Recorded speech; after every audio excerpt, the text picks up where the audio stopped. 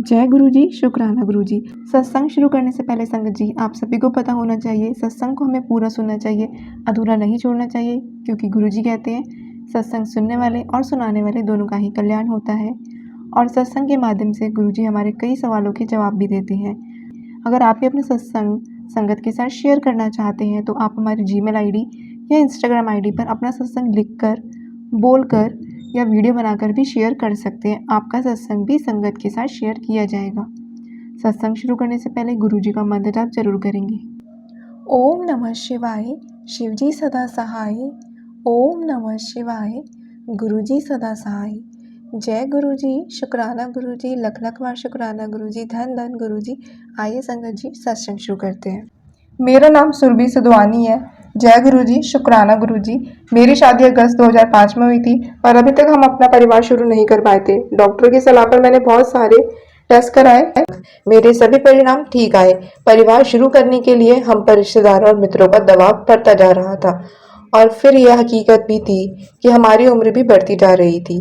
मेरी जीविका से संबंधित मुझे विदेश से कई बार बहुत अच्छे अवसर मिले, जिन्हें मैंने मना कर दिया ताकि मैं अपना ध्यान पूरी तरह से अपने परिवार पर लगा सकूं। और हमारी शादी में भी तनाव हो रहा था।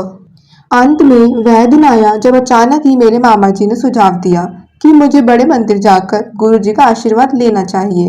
मैंने अपने पति सौरभ, जो नास्तिक थे, उनको अपने साथ चलने के लिए मनाया। मई 2008 की समाप्ति के आसपास गुरु जी का बुलावा आया। हम बड़े मंदिर गए और वह एक खूबसूरत अनुभव था जब मैं और मेरी बहन चाय प्रसाद ग्रहण कर रहे थे।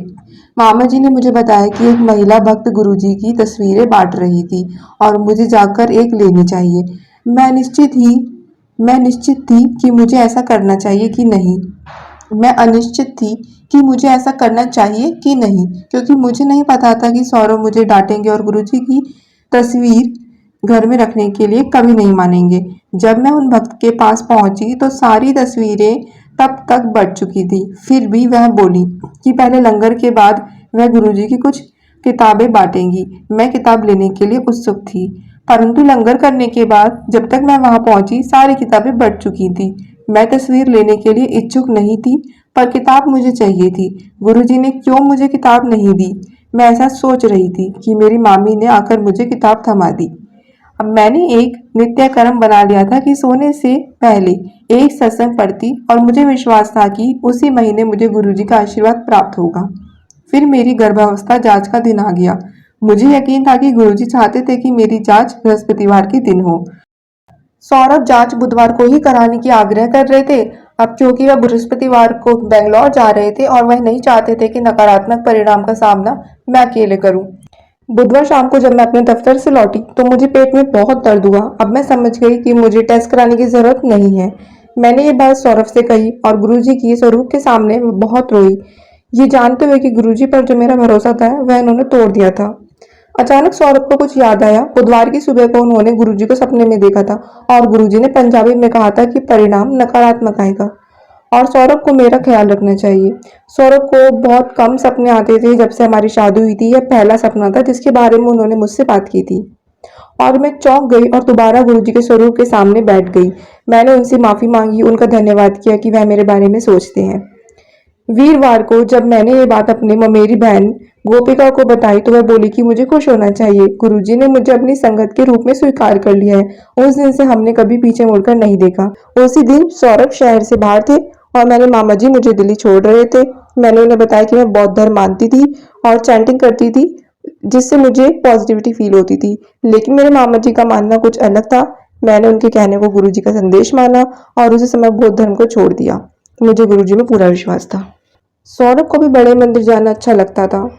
हम थर्सडे को वहां जाते। इसी दौरान मेरी गायनेकोलॉजिस्ट ने मुझे आईयूआई कराने की सलाह दी। हम एक लेप्रोस्कोपी विशेषज्ञ से भी मिले जिसने हमें लेप्रोस्कोपी कराने का सुझाव दिया। सौरभ की लेप्रोस्कोपी कराने में इंटरेस्ट नहीं था क्योंकि उसमें चीरा लगता था, पर उसने इसका निर्णय मुझ पर ही छोड़ दिया। हम थर्सडे को बड़े मंदिर गए और हॉल में बैठे हुए मुझे ऐसे लगा जैसे गुरुजी मुझसे कह रहे हो कि मैं अपनी मामा की बहन गोपिका की डिलीवरी होने तक इंतजार करूं। अपनी प्रेगनेंसी के लास्ट समय में गोपिका बेड पर ही थी। उसको नवंबर के लास्ट की डिलीवरी डेट दी गई थी। पर मैं हमेशा अपनी मामी को कहती थी उसकी डिलीवरी अक्टूबर के आखिर में ही हो जाएगी और गुरुजी के आशीर्वाद से उसे 1 नवंबर को बेटा हुआ। मैंने सौरभ को दिसंबर तक इंतजार करने को कहा, जबकि मुझे मंदिर में जो महसूस हुआ था वह मैंने उनको नहीं बताया। मैं हमेशा सोचती थी, जब गुरुजी शारीरिक रूप में विद्यमान थे तब मैं उनके पास क्यों नहीं गई। जब औरों को गुरुजी की खुशबू आती है तो मुझे क्यों नहीं आती। गुरुजी मेरे सपनों में आकर मुझसे बात क्यों नहीं करते हैं। लेकिन मुझे महसूस होता था गुरुजी नहीं चाहते थे कि मैं इन सवालों के बारे में सोचूं या इन चीजों के बारे में शिकायत करूं। संगत जी, अक्टूबर के लास्ट में मुझे फिर से प्रेगनेंसी की टेस्ट करानी थी। हम गुरुजी के पास थर्सडे को गए। कुर्बानी सुनते हुए आंखें बंद हो गई और मैं जवाब पाने का प्रयास कर रही थी कि मैं कब जांच कराऊं। विश्वास कीजिए, जांच कराने और नेगेटिव रिजल्ट पाने के ख्याल से हम बहुत डरे हुए थे। मुझे नहीं पता था उस दिन क्या हुआ। मैं गुरबानी में पूरी तरह लीन हो गई थी और गुरुजी के आगे बैठे हुए मेरे आंसू बहते ही जा रहे थे। मुझे ऐसे लगा जैसे गुरुजी कह रहे हो कि घर वापस जाते समय मैं प्रेगनेंसी टेस्ट स्ट्रिप खरीद कर अगली सुबह जांच कर लूं। और मुझे ऐसा लगा कि गुरुजी कह रहे थे कि अगर परिणाम पॉजिटिव आता है तो मुझे मंदिर अकेले नहीं आना चाहिए, बल्कि बच्चे के ही साथ आना चाहिए, लेकिन सौरभ को मंदिर आते रहना चाहिए। जब मैंने आंखें खोली तो मैं थोड़ा संकोच महसूस कर रही थी। कि मेरी वार्तालाप के बारे में बाकी सब क्या सोच रहे होंगे। मैंने गुरुजी के निर्देश का पालन किया। सौरभ जिद कर रहे थे कि रात को ही मैं जांच करूं, पर मैं गुरुजी के निर्देश के खिलाफ नहीं जाना चाहती थी। मैं सुबह सुबह जल्दी उठकर 5 बजे टेस्ट किया। मुझे गुरुजी पर पूरा विश्वास था। मैंने गौरव को कहा रिजल्ट देखने को। गौरव बोले कि रिजल्ट पॉजिटिव है, पर हमें पूरी तरह यकीन नहीं हुआ क्योंकि हम ये नहीं जानते थे कि टेस्ट स्ट्रिप पर पॉजिटिव रिजल्ट कैसे दिखता है। हमने गुरुजी का शुक्रिया किया, लेकिन एक दूसरे को बधाई नहीं दी। हम अभी भी बहुत बेचैन थे और परेशान थे। जांच के पुष्टिकरण मिलने तक रुकना चाहते थे।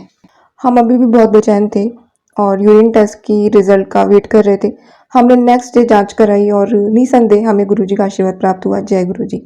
मुझे अपने सारे सवालों के जवाब मिल गए थे और मैं समझ गई कि अलग अलग भक्तों के साथ संपर्क करने के गुरुजी के तरीके अलग अलग हैं। हमें बस उनके तरीकों पर भरोसा रखना चाहिए। जय गुरुजी। संगत जी, आंटी जी ने अपने सत्संग को यही विराम दिया है। संगत जी, अगर आप ऐसे ही ब्लेस्ड सत्संग सुनना चाहते हैं तो चैनल को सब्सक्राइब कर लीजिए और बेल नोटिफिकेशन को ऑन कर लीजिए, जिससे कि जब भी सत्संग वीडियो अपलोड हो आपको मिल जाए। संगत जी, आपको भी अपने सत्संग संगत के साथ शेयर करना चाहिए, क्योंकि गुरुजी कहते हैं कि सत्संग शेयर करने से सत्संग सुनने वाले और सुनाने वाले दोनों का ही कल्याण होता है। और हमारी संगत को कितने सारे इशारे और कितने सारे जवाब सत्संग के माध्यम से मिलते हैं। संगत जी, ये सत्संग आप शेयर करके सेवा भी कर सकते हैं। जिन्हें आप ये सत्संग शेयर करेंगे, हो सकता है उनके सवालों के जवाब उन्हें मिल जाए और वो भी गुरुजी से कनेक्ट हो जाए। संगत जी, सत्संग को विराम देने से पहले हम गुरुजी का मंत्र जाप जरूर करेंगे। ओम नमः शिवाय, शिवजी सदा सहाय। ओम नमः शिवाय, गुरुजी सदा सहाय। जय जय गुरुजी, धन धन गुरुजी, वाह वाह गुरुजी, वी लव यू गुरुजी।